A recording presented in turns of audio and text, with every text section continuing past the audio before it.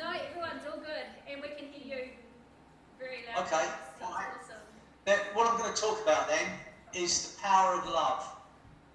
Right, which completely different subject to what you think I might speak about. But if you're, some of you, I know most of you, or some of you are in our academy, so you've probably heard me going on about this before. But for me now, when it comes to influencing, and by that I mean helping people change their mind, if we can utilise or elicit a strong emotion, and as therapists, what we're going to do, hopefully, is elicit a feeling, a positive feeling. And there is no greater positive feeling than the feeling of love. So my attitude now is, with every client that comes to see me, at some point, I'm going to elicit a positive emotion, or I'm going to utilise an emotion as it comes up. So if I'm talking to my clients and we're speaking about their children, especially if my client's there because they're doing something that's detrimental to their own health or well-being. I always ask the question at the beginning of each therapy session, at some point, who are the most important people to you? And I'm really asking that question because I want to find some leverage, something to create an emotion within my client. As I said, if my client's there because they're doing something detrimental to themselves, then I'm going to elicit that emotion to get them to understand their worth and their value to that person they love. And the bottom line for everyone that comes to see me, no matter what they come to see me with, even if it's weight loss or smoking or drugs or fear or anxiety, at some point during my session, I'm going to get them to understand their worth and their value. Because in my mind, if we don't value ourselves, if we don't care about ourselves, then we're not going to look after ourselves as well as we could do.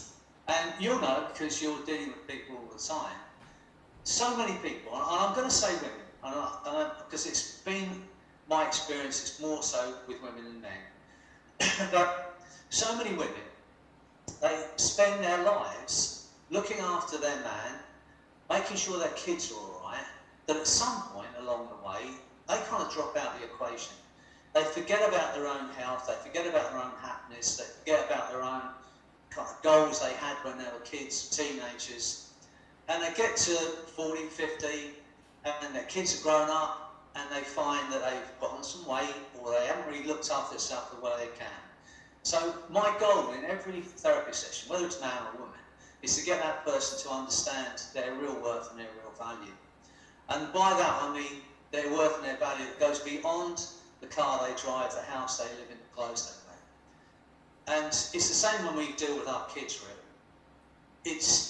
We live in a world where all these material things seem to be so important, especially to teenagers. And that's okay. It's okay to thrive, to have nicer clothes or a better car or a better house, providing our value, our worth is not based on that. And so in my therapy room, that's one of the things I do. And so at some point, I'm going to ask that person to think about the person they love. Because in that moment, there's a window of opportunity. If I can spike that emotion, there's a window of opportunity for me to give a very direct suggestion. And that can be for freedom from pain. It can be the freedom from fear or anxiety. It can be freedom from the drug or the habitual behaviour they're carrying out. And let me explain quickly my kind of Freddy theory. We've all heard as hypnotherapists, we've all heard the word the critical faculty. And I think someone, it might have been Erickson, described hypnosis as bypassing the critical faculty. But the critical faculty, a bit like the mind, the soul, the spirit, it's not something you can hold in your hand. It's not a tangible thing. Even though we all, if you ask a brain surgeon if they have a mind, they'll probably say yes. And if you ask where it is, they'll probably tap their head. But the truth is we don't know where our mind exists. And no one's actually seen the mind or held the mind in their hand. Yet we speak about it, we speak about the conscious and unconscious mind. And so the critical faculty, this is just my theory on how this works. Up until the age of about 16, especially when we're very young, 2, 3, 4, 5, if someone says something to us, we just accept it as a truth. That's why we believe in Santa Claus and fairy stories and all those kind of things. We believe that someone says that on Christmas there's a man in a red suit comes down the chimney and he leaves us presents, all that kind of stuff. Kids believe it. And so, if you like, we have no filter at that point in our life. We believe pretty much everything that says us, but we don't know about lying. We don't know about telling lies or untruths. So, as we grow up and as we become more experienced and we experience untruths, if you like, we develop this kind of defensive mechanism, which I like to think is the critical faculty. If you can imagine over your brain, there's a very fine, tight mesh over your brain, which guards us against flattery, sales, and untruths. So you okay there, Justin? Can you hear me all right? Yeah, I just missed record because I forgot to do it. Did you all get what I was talking there, yeah? Right, okay. So if you imagine this defense mechanism or filter is created as we grow up, and then it defends against suggestion. So when we go and see someone that's suggesting things, we can say, "Oh, I can believe it, I believe it not." But this is how I think emotion works. If there's a spike of emotion, then this filter, if you like, opens, and for a moment you are completely open to the next suggestion. And the brain just sucks it up and it just takes it on board as a truth. And that's how easy I see hypnosis. It's, I'm going to pin your screen because I'm looking at myself here. It's been, no, mind you, if I pin you to the screen, have you all still got me on the screen or have you just got yourselves on the screen? Can you just let me know?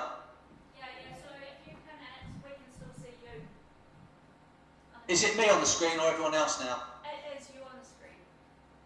Okay, because now I can see all of you, so I can speak to you rather than speak to myself. Right, okay. So I'm going to show you what I mean by this, and I want you to know. Most of you will know magnetic fingers. It's the kind of first thing we learn as hypnotists and therapists, and it's a way a lot of kind of stage hypnotists and hypnotherapists kind of test the subject's ability to be hypnotised. And it's very simple now. I'm going to run it through because you'll know this anyway, you don't have to do it.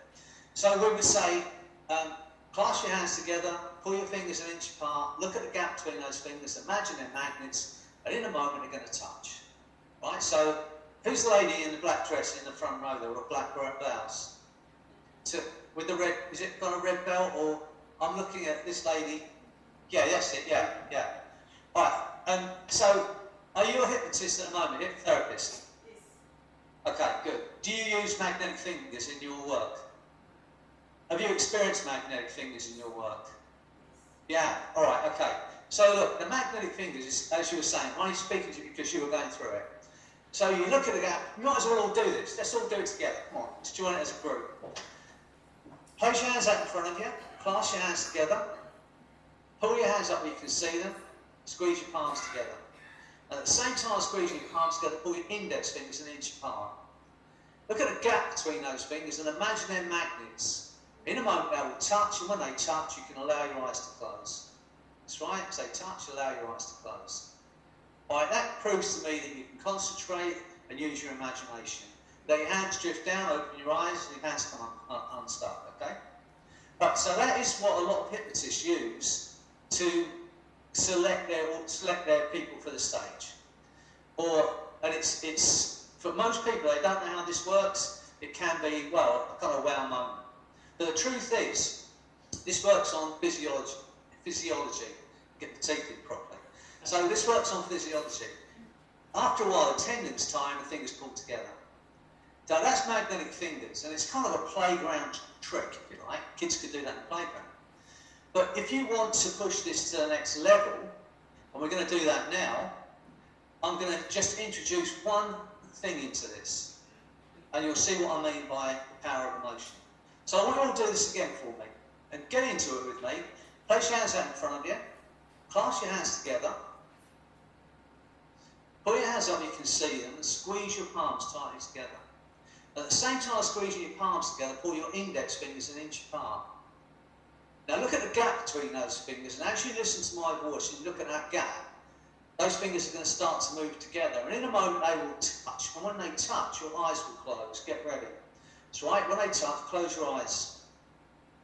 Now I want you to think about the person you love most on this planet, whether that's your child, your partner, your pet, your mum, your dad, your brother, your sister, but see that face, feel that love right now.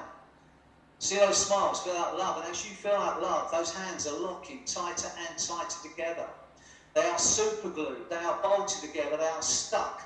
Imagine they're carved out of a single piece of wood, and imagine there's nothing you can do about that. And when you realise your hands are stuck, you can try and pull them apart, trying to stick even tighter now. Feel that force around those hands, pull even harder, trying to stick even tighter. You can open your eyes, look at those hands, try and get them unstuck, trying to stick even tighter. Imagine there's nothing you can do about that. Close your eyes. Close your eyes, go even deeper. That's right. I'm going to click my fingers, your hands will come unstuck, your eyes will open, you'll feel incredible, and you're going to love today's conference. Get ready. Hands coming unstuck, eyes open, you're feeling absolutely wonderful. Right, so nothing's changed, it's exactly the same technique, except that I introduced a spike of emotion. Once I've elicited that spike of emotion, I can give you a suggestion that's likely to stick. So who's up for something else? So what is the lady, because I can see you clearly in the black kind of dress thing. What's your name? Okay. All right, I can't really hear you. You'll have to shout, I think. Go on.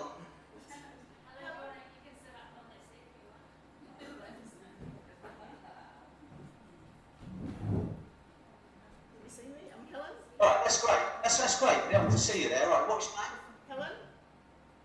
Helen? Yeah. Helen? Yes. Okay. Who are the most important people in your life, Helen? My kids. My kids and my grandson. What's your grandson's name? Elijah. Elijah? Yeah. All right, I want you to do this for me. Just sit back in a chair, Helen. I want you to just think about your children and think about Elijah. Close your eyes open. Don't have to close your eyes. Just think about those kids. Feel that love they feel for you. And as you feel that love, I want you to notice you're stuck in that chair and there's nothing you can do about it. Imagine now there's nothing you can do about that. Feel that love. Think about those kids, feel that love. And as you feel that love, I want you to notice you're stuck in that chair. You're glued to that chair and there's nothing you can do about it. When you realise there's nothing you can do about it, I want you to try and stand up and find your camera. I do not want you to pretend. Try and get out of the chair, find your stick even tight. Feel that force bringing you back into that chair. And imagine there's nothing you can do about it now. Try even harder, find your stick even tighter now. Feel that force. Try and get out of the chair. Come on, I want you to really try. Come on. Come on, you're a strong woman. Push even harder, find your stick even tighter. Are you hypnotised? Well done. All right, excellent. Okay, good. But, you know, that's eyes open. There's no, where's the hypnosis now? Where's the relaxation? Where's any of the things we're taught? The moment I elicit a spike of emotion, I'll give you that suggestion. And for a while there, you really felt that, did you not? Yeah. I don't really pretend, because we'll get into that in a moment, right? But thanks for doing that for us, Alan. I was going to keep doing your chair, but doing it at the front was even better. Great stuff, thanks. All right, look. So, for me now, none of this is complex.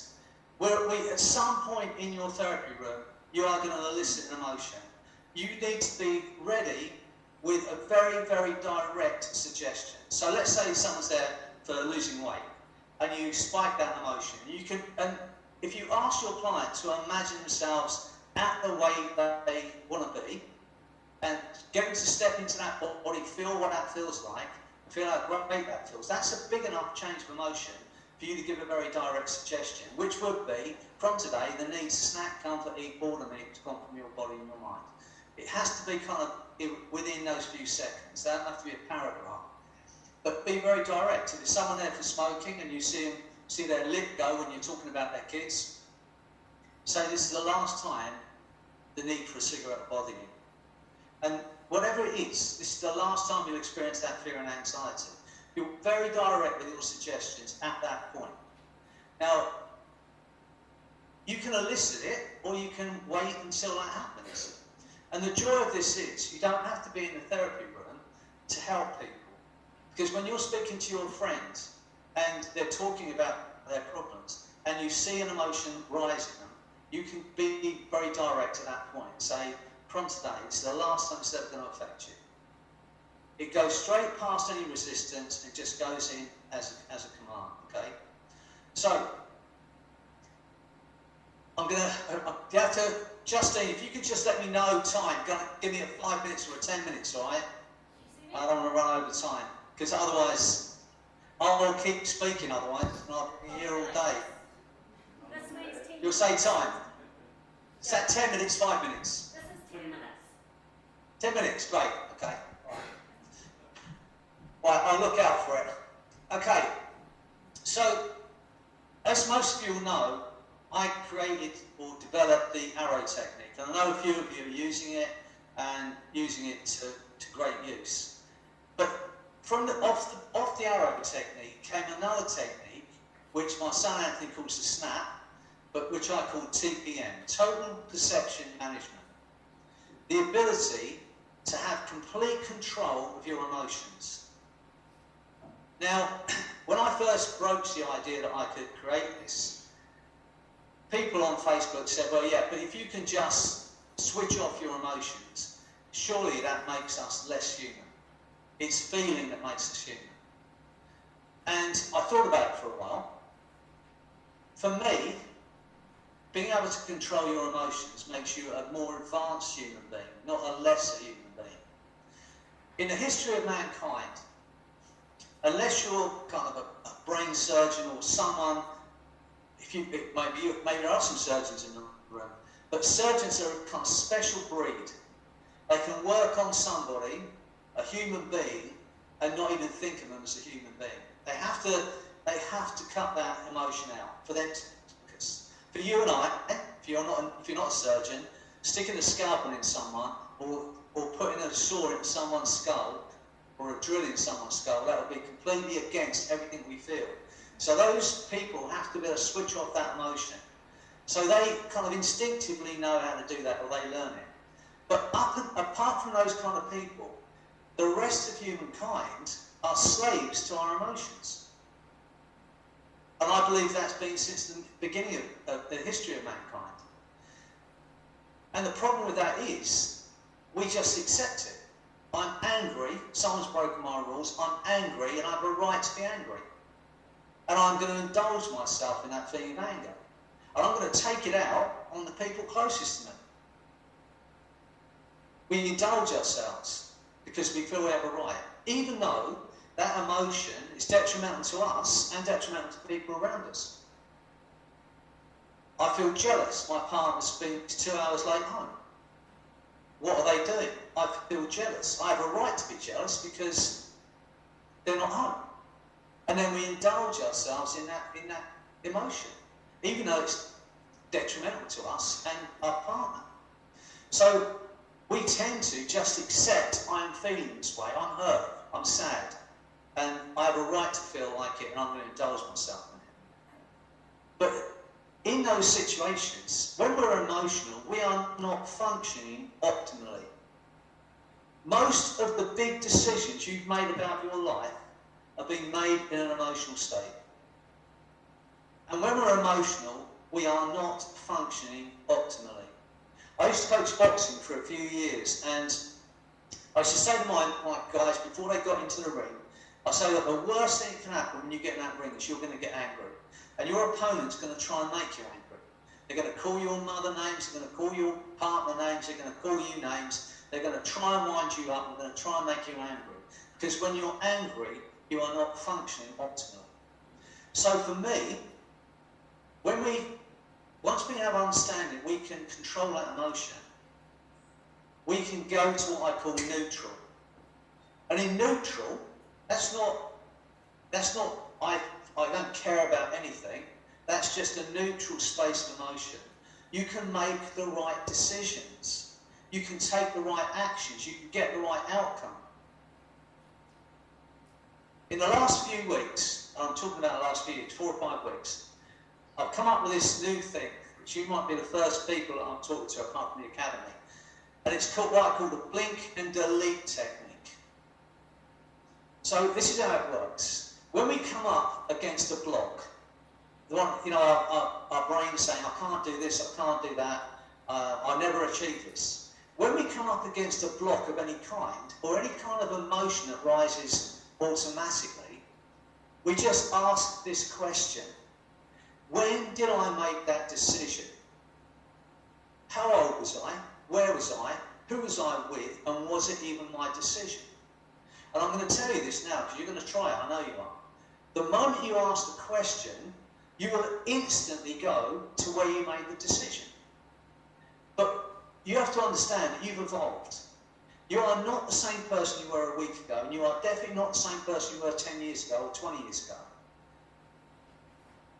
Here's another scary fact for you. 60–70% of what you believe you are, what you believe you're capable of, even your religious beliefs, were created by a child under 7.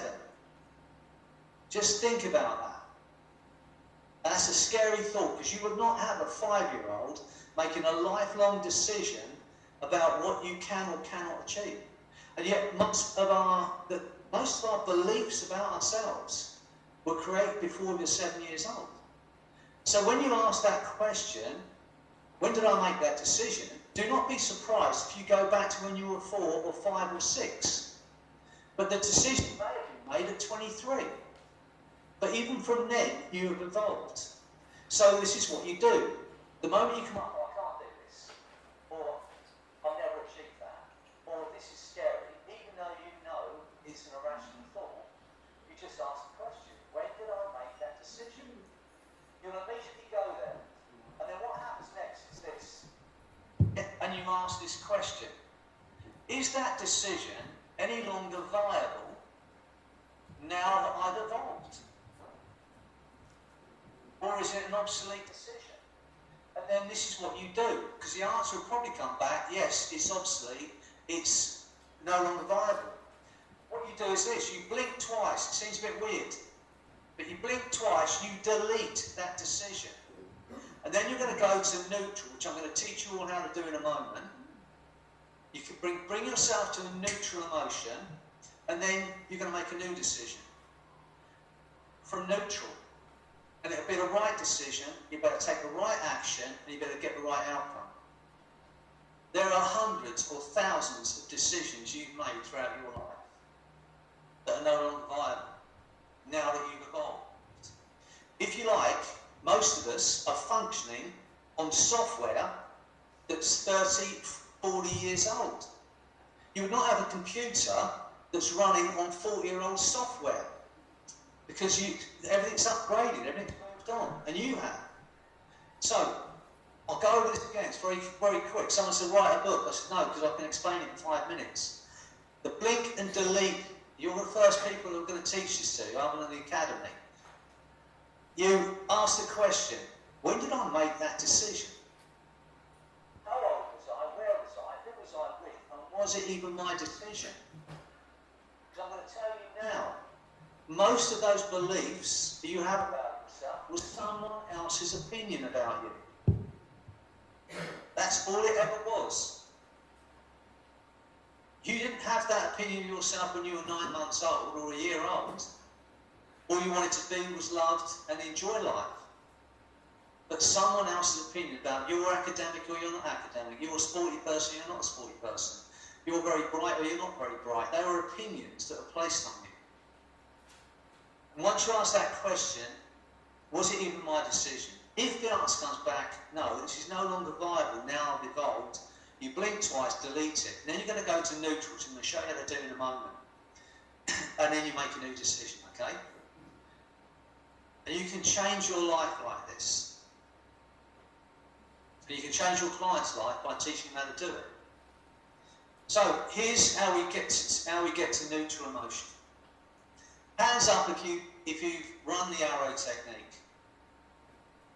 How many of you run it, have used it? Yeah? Only a few of you, right, okay. You've used it, okay. Well, let me explain quickly how we run the arrow technique. Have I got 10 minutes still, Justine? Yeah, okay. Right, so, let me explain quickly how we run the arrow technique. For those who don't know what the arrow technique is, it's my development for eliminating chronic pain. And that's how it developed. But we very soon understood if you can eliminate physical pain, you can eliminate emotional pain. And if you can eliminate emotional pain, you can eliminate fear and anxiety. Now this has gone all around the world, and I know some of you are real exponents of it. I know you've got Daniel there. I know he uses it in his physio. I know he does great things and great work with it. And there are many more of you that use it. So this is how it works. And I'm teaching this to doctors here in the UK. Because the joy of it is, you don't have to do hypnosis to do it. As hypnotherapists and hypnotists, of course you're going to hypnotise your client first, because that's what their expectation is. But the truth is, and that's why I want doctors to use it, you can use this in a 5-minute or a 10-minute doctor's appointment. Most doctors avoid hypnotherapy because they think it's going to be a 20-minute induction, and they don't have the time. But this can be used in 5 minutes. Who's got pain that wants to be free of it? Anyone is in pain? But yeah, just come on. I can't see you from there, but come on. Whoever wants to come up, let's do it. Let's just show you. Okay. Sorry, what's your name? Chris. What's your name? Chris. Chris? Yeah. All right, Chris. Okay, sit back in the chair. Relax. Sit back. Relax. Right. Look, and if you want to see, obviously you can all see from there. Hopefully, if you're not, you can pin this screen to the thing up, whichever's right. Okay, Chris. So there are two things I symptom scale. One is pain, and one is fear. And the reason I symptom scale those two things is because we can remember being in pain, but we can't remember what it felt like. I always say that's why women have more than one child. They can remember what the pain was like. They go, no, I'm stopping here. But, you know, we can remember being in pain. I can't remember what it felt like. It's the same with fear. I remember being afraid of spiders, but now it's gone. I can't remember what it felt like. So I'm going to ask you the question. On a scale of 1 to 10, 10 being excruciating and 0 being no pain at all, how much pain are you in at this moment? How bad is that? 6. 6. Okay, I'm going to ask you this question. Is that pain useless and unnecessary? In other words, in a few moments from now, when that pain's gone, will it be detrimental to you in any way? It'll be an advantage not having it. It'll be what? It'll be an advantage not having it. So right now it's detrimental. Right, you can live without that pain. It won't be of any detriment to you. No. Right, okay. Because in a moment you won't be able to feel it, right? I'm going to ask you to imagine some things, and you do this, I promise you, that useless, unnecessary pain will be gone. Are you ready? Yeah. Place your hands on your legs. Just do this. Take a deep breath in. As you breathe out, just allow your eyes to close. So only as quickly as you're ready to let go of this useless, unnecessary pain. You know how to do this, you're skilled at this. Just go even deeper into hypnosis. As you do that, I want you to imagine, Chris, that the essence of who you are, that intangible part of your being, imagine it's just drifting away from your body and leaving your body in that chair for a while. Imagine you are drifting out of your body and drifting up higher and higher. Imagine that you are drifting up like a helium balloon, some young girls let go of in the park. And imagine you're drifting so high, Chris, you're drifting away from this planet. Imagine you could look down, you can see that incredible planet Earth below you. You can see the whites of the mountaintops, the whites of the clouds, the greens of the forest, the blue of the ocean. See that planet below you. I want you to notice, as you look at that planet from way off, how your perspective changes. You think about the 7.5 billion people on that planet, which you are one. And as you think about that, your perspective changes. The things that had seemed overwhelming no longer have any power over you. Things that had seemed difficult to do no longer have any power over you, Chris. Now in your mind's eye, you see a target, like an archery target. A massive target down below you, between you and that planet. You can see the coloured bands, you can see the very centre of the bullseye. Now in the centre of that bullseye is every ounce of useless, unnecessary, physical and emotional pain. that's been bothering you. In the centre of that target is every ounce of that useless, unnecessary pain and discomfort that you were experiencing. Now in a moment I'm going to make this sound. As I make that sound, you'll be fired, shot like an arrow, straight through the target, straight out the other side in a millisecond. But be brave, because as you go through the target, you may experience that pain even more intensely for a split second. Be brave. This is the last time this is ever going to affect you. So get ready. As I make that sound, you're going to be fired, shot like an arrow, straight through the centre of the target, straight out the other side. Get ready. Now you're out the other side, just drifting in a space of bliss. Once again, think about people you love, people that love you. Feel that love now like a burning hot sun in the summer sky. Shrink it down to a white-hot, nuclear-powered ball of light, as big as a golf ball. Pour that love and that light into your heart, into your very heart centre. Let it flood your body. As you do that, notice every ounce of that useless pain dissipate from your body. Now imagine drifting across the other side of that room. So you can see yourself sitting in that chair. You can see the clothes you're wearing, hear my voice. Notice as you watch yourself from the other side of the room, how every ounce of that useless, unnecessary pain has gone from your body and your mind. You cannot feel it, you cannot experience it. I'd like your unconscious mind to make those changes now at a molecular, cellular level, a neurological level, that will allow you that freedom forever. Only when the unconscious mind knows and has made those changes and allows the conscious mind to accept the changes made. Only then will you drift back over to your body, drop down into your body in that chair. Only then will your eyes be able to open and you will smile on your face, unable to experience any of that useless pain. Go ahead, take your time, do it thoroughly. Only when the unconscious mind knows and has made those changes completely at a molecular, cellular, neurological level. Only then will you be able to drift back over to your body, drop into your body, that's right. Only then will your eyes open and you unable to experience any of the useless, unnecessary pain. Go ahead, take your time, do it thoroughly while I wait quietly for your return.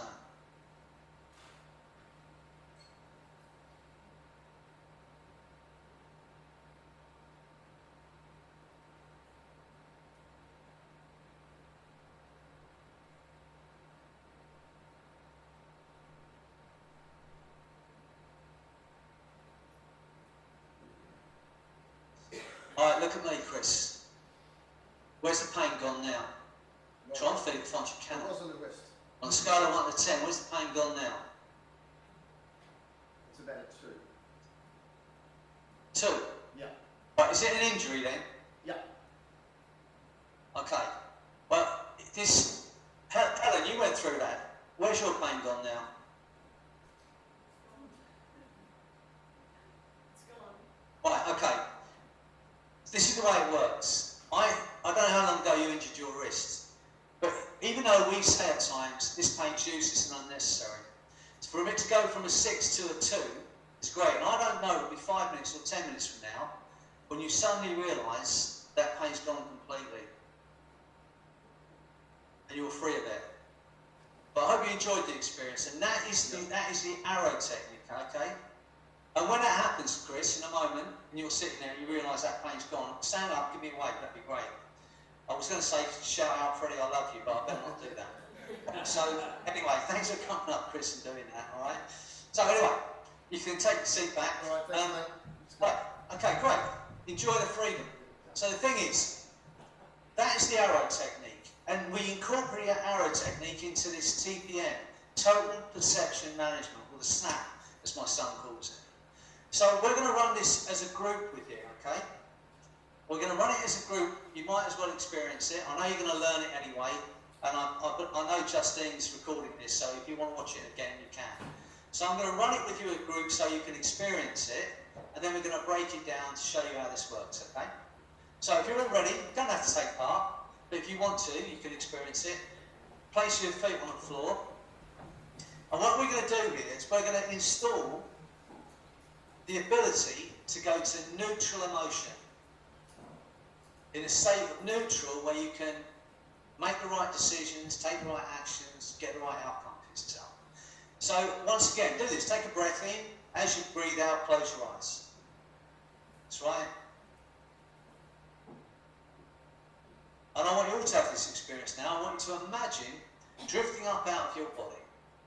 The essence of who you are. Some people call it spirit, soul. But imagine you're drifting away from your body and leaving your body in that chair. You know, like we hear about these near-death experiences in hospital. People say, I was in the bed, I drifted up to the ceiling, I could see myself in the bed. Imagine you're just drifting up out of your body and notice that wonderful feeling of liberation. Imagine you're drifting higher and higher. And imagine you're drifting higher and higher. And in your mind's eye, look down, see a target, like an archery target, a massive target down below you. You can see the band, you can see the very centre. Now in the centre of the target is every negative emotion that you've ever experienced that's ever been placed on you. Anger, sadness, frustration, jealousy, every negative emotion that has ever affected you, ever held you back is in the centre of that target. Now in a moment I'm going to make this sound.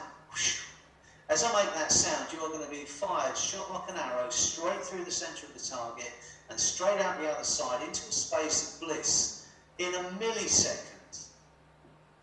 But I want you to be brave about this, because as you go through the target, you may experience those negative emotions even more intensely for a second, a millisecond. But be brave, because as you go through the target, your body and mind is going to be those feelings are going to be eliminated from your body and your mind. This is the last time those emotions will ever have any control over you. Get ready. As I make that sound, you're going to be fired straight through that target, straight out the other side in a millisecond. Get ready. Now you're out the other side, just drifting in a space of neutral. Nothing bothers you. You're in a state of neutral. Maybe the first time you ever experienced it may seem a bit weird. You're just drifting in a space of neutral. Neutral emotion. Now drift across the other side of the room. See you sit up in that chair in neutral emotion. I'd like your unconscious mind to make those changes. And drift over to your body, drop into your body now in neutral. And just stay in a state of neutral. I'm going to snap my fingers once. And as I snap my fingers once, the sound of me snapping my fingers once is going to anchor that feeling of neutral to the sound of my fingers snapping once. Stay in that state of neutral. As I snap my fingers once, that sound will be anchored to the state of neutral. And from today, whenever you want to access neutral emotion, no matter what the situation is around you, when you need to access neutral where you can make the right decision, take the right action, get the right outcome, you snap your fingers once, you will instantly go back to the state of neutral. From today, the sound of you snapping your fingers once will take you back to the state of neutral. Just allow yourself to come back to a normal emotional state. Okay, excellent. Just drift back up. I want all of you, if you know how to do it, because I know a lot of, strange enough, I didn't realise quite a lot of women struggle to snap their fingers. But if you can do that, I want you to imagine the time when you would have felt that any kind of negative emotion, and kind of bring it up. It would be difficult for you. And then snap your fingers once and notice that you go back to neutral. Do it for me now. Okay, do you instantly go back to neutral? Now, you might have read that, I think it's Bates' poem, I believe, yeah. Where he says, if you can keep your head while everyone around you losing theirs, I don't know how the rest of the poem goes, you're better than you'll be, my son. But that's what you'll be able to do. Any situation, no matter what's going on around you, if you think, I need to be able to think clearly here, I need to make a decision, bring yourself back to neutral with one snap of your fingers. And now you have that anchor installed to neutral, okay? Right, how long, Justin, how much time you got? About 15 minutes. 15? Yep. 15. That's great. Okay, right, so I told you this was total emotion management. So total emotional control. And going to neutral when we're angry or when we're feeling jealous and when we're feeling upset, that's only one part of this, to be able to switch off a negative emotion and go to neutral. The second part of this is being able to ramp up a really good emotion. So if you're feeling pleasure or passion or love or joy or happiness, you're going to be able to ramp that feeling up. And we're going to do this again for you, okay? So those who want to take part in this, now you have access to neutral, and remember it, in any situation where you need to think straight, or you need to be in a neutral emotion, you just snap your fingers once. The second part of this is we're going to give you the ability to ramp up a positive emotion. So when you're at a party or with your loved ones, or you're in a moment of passion, you can ramp that right up. So those who want to take part in this, get ready. It will be a big experience for you. Okay, once again, just place your hands separately if you can. Place your feet flat on the floor. And just take a breath in. As you breathe out, just allow your eyes to close. That's right. And you know how to do this now. You're all brilliant at it. Once again, imagine drifting up out of your body. Imagine you're drifting up to that space where you can look down and see that target once again. See it clearly in your mind, or whatever you want to imagine, it's good enough. See the band, see the bullseye, see the centre. However you want to imagine it. Now in the centre of the target this time is every positive emotion you've ever felt. Love, pleasure, passion, joy, happiness, kindness, every positive emotion you've ever experienced in the centre of that target. Now in a moment I'm going to make this sound. As I make that sound this time, you're going to be fired straight through the centre of that target, straight out the other side in a millisecond. But this time, your body is going to be flooded. Your body and mind is going to be flooded with the most incredible, intense, positive emotions of love, freedom, passion, joy and happiness. So get ready. As I make that sound, you're going to go straight through the target, and your body and mind will be flooded with that incredible feeling of positive emotions. Get ready. Now you're out the other side, just drifting in that space. Feel that feeling, flooding your body and your mind. Now it's okay to feel that good. Think about the people you love once again. And think about the people you've helped already with your skills and your love and your kindness. That army of people whose lives are different because of you. Just think about it for a moment and feel that love. Once again, feel it like a burning hot sun in the summer sky. Shrink it down to that white hot nuclear-powered ball of light as big as a golf ball. Pull it into the very core of your being, into your heart centre, and feel it flooding your body. I want you to notice that your body cannot contain that love and that light. Feel it spreading beyond your body and rippling out to the edges of your own universe. It has no edge. It is infinite. You're at the centre of it. Feel it now. And when you feel it completely, drift back into your body, drop into your body and feel it in your body. Feel that feeling of freedom, pleasure, love, joy, happiness. Feel it flooding in your body and your mind. And as you feel that now in your body, I'm going to snap my fingers twice in quick succession. And it's going to ramp up that feeling even stronger. Feel it growing.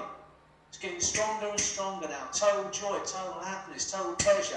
Feel it growing. From today, whenever you're feeling pleasure or love or joy or happiness, and you want to feel that to the max, you snap your fingers twice rapidly, and you will ramp that feeling up. And know it's okay to feel that good. From today, whenever you want to ramp up a positive emotion, just snap your fingers twice quickly, and you'll immediately ramp that feeling up. Okay, you allow yourself to go to normal emotion, and drift back into your body. Allow your eyes to open.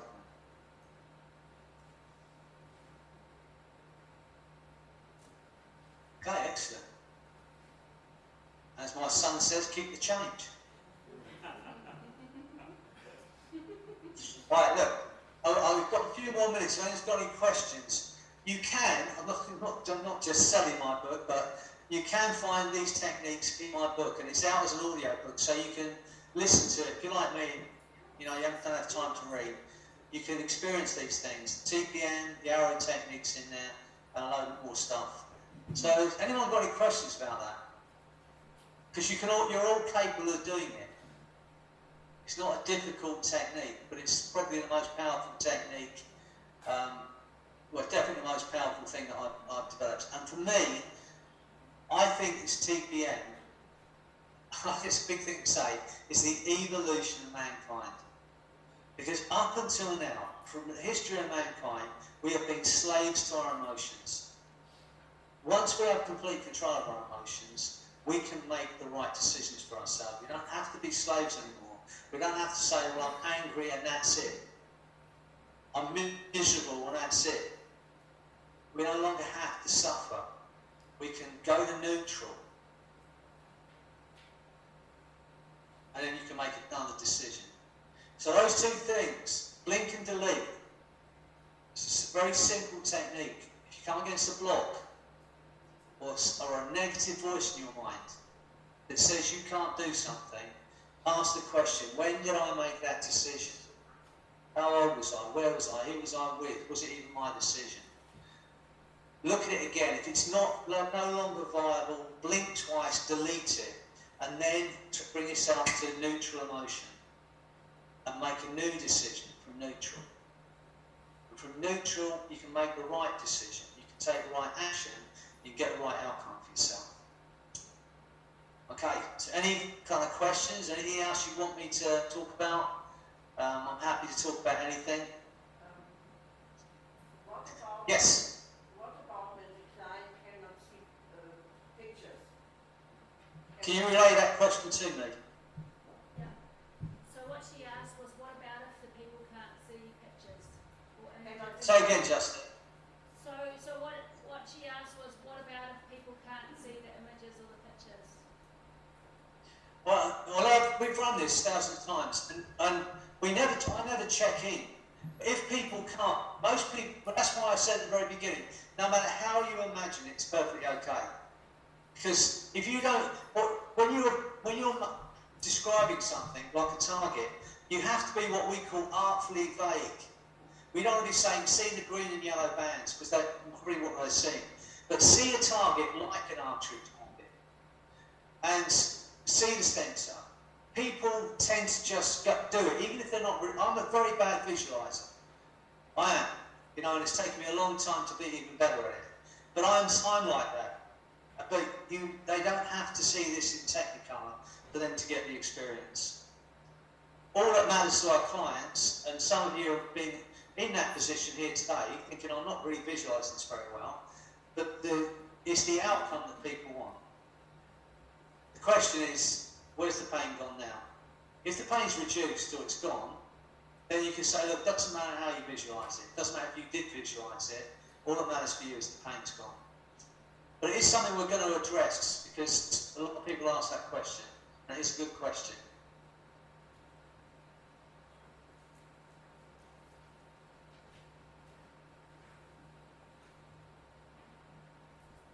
Let me speak for a moment about phenomena, quickly, a couple of minutes.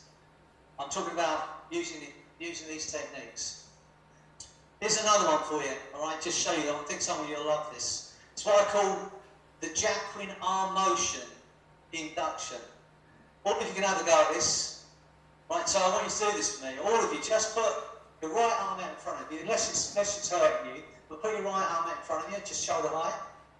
And look at the screen, look at me. Once again, think about the person you love most on this planet. See their face, feel that love, and as you do that, I want you to notice the arm's hanging there all by itself. Imagine there's nothing you can do about that. And when you realise there's nothing you can do about it, I want you to try and get that arm down in front of this even higher.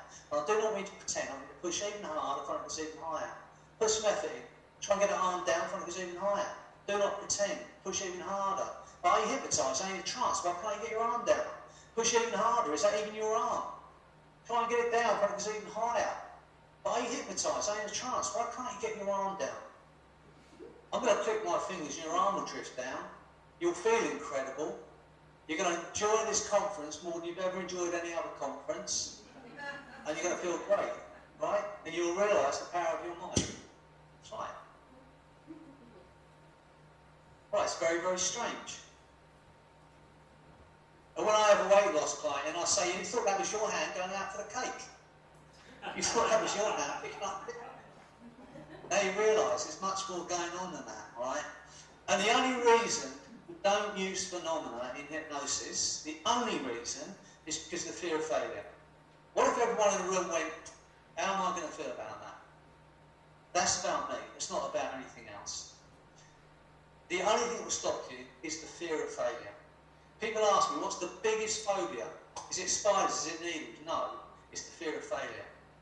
Now let me tell you something else.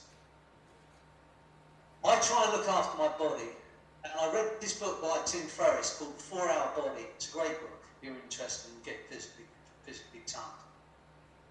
One of the things he says in it, if you want to grow muscle, I'm not saying you ladies do, but if you want to grow muscle, the way you grow muscle, increase muscle size, is to work the muscle to failure. Because in the moment of failure, you rip the muscle, it's scar tissue that creates the muscle.